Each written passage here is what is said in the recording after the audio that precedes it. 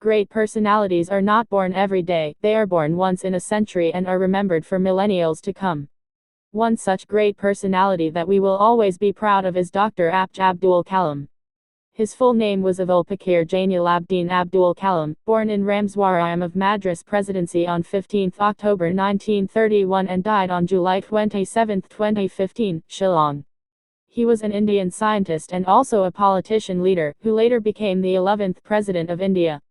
He played an important role in the development of India's missile and nuclear weapons program. It is an absolute honor for us to learn about his great leader in the form of his biography. Without much ado, let us start. Dr. A.P.J. Abdul Kalam's biography about his family and struggle life. Dr. A.P.J. Abdul Kalam was born to a poor Tamil Muslim family. He lived with his family in the temple city of Tamil Nadu, Ramswaram, where his father, Jainulabdin, had a boat and was an imam of a local mosque. At the same time, his mother, Ashiama, was a housewife. Kalam had 4 brothers and 1 sister in his family, from which he was the youngest. Kalam's ancestors were wealthy traders and landowners and had vast land and property tracts. But with time, their business of ferrying pilgrims and trading groceries suffered huge losses due to the Pamban Bridge's opening. As a result, Kalam's family had become inadequate and struggled hard to make a living. At a tender age, Kalam had to sell newspapers to supplement his family income. Dr. A.P.J. Abdul Kalam's biography. Educational background of Kalam. Kalam had average grades in school. He was very hard-working and had an immense desire to learn. He spent a lot of time studying and had developed a particular interest in mathematics. Kalam left Schwartz Higher Secondary School after completing his early education and went to St. Joseph's College, Tiruchirappalli. From St. Joseph's College, he graduated in physics in 1954.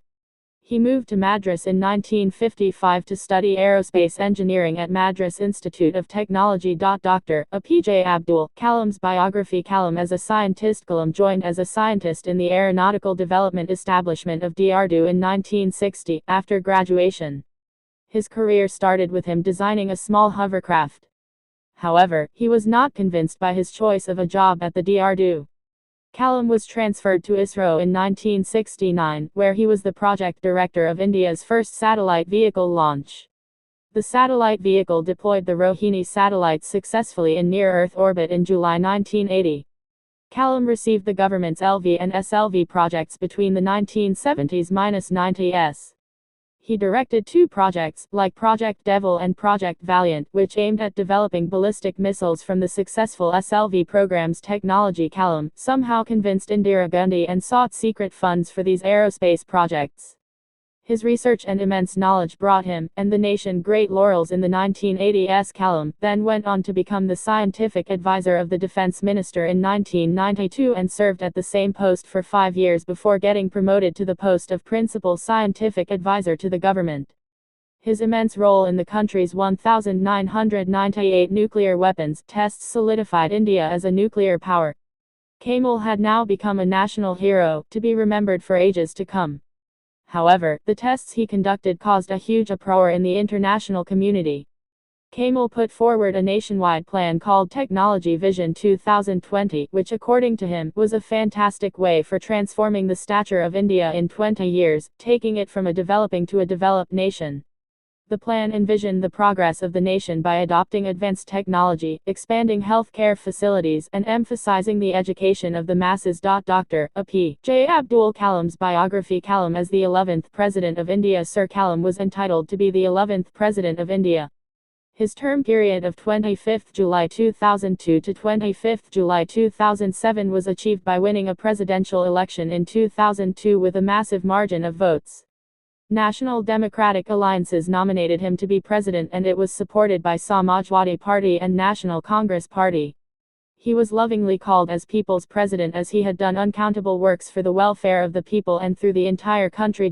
He was brave and courageous enough to take decisions and implement them no matter if that was tough or sensitive or highly controversial. The office of prophet is perhaps the hard act that he had to sign. The office of prophet, according to the English Act of Settlement in 1701, explains that no single individual, who has a professional set up under the royal family, who has some kind of provision with or who is taking a pension from the prince has the right to work for the House of Commons.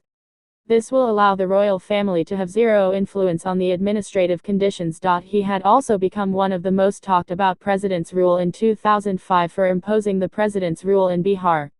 Kalam expressed his wish to take up the position one more time, but then later changed his mind. After taking farewell from the office, he shifted and commenced his career as a visiting professor at the Indian Institute of Management in Shillong. He served as an aerospace engineering professor at Anna University, Tamil Nadu. He also lit up educational institutions like the Indian Institute of Indore, Indian Institute of Bangalore with his presence and knowledge. Sir Kalam served as Chancellor Indian Institute of Space Science and Technology. Through Vananthapuram. In 2012, he introduced a program called What Can I Give?, focusing on the theme of eradicating corruption from the country.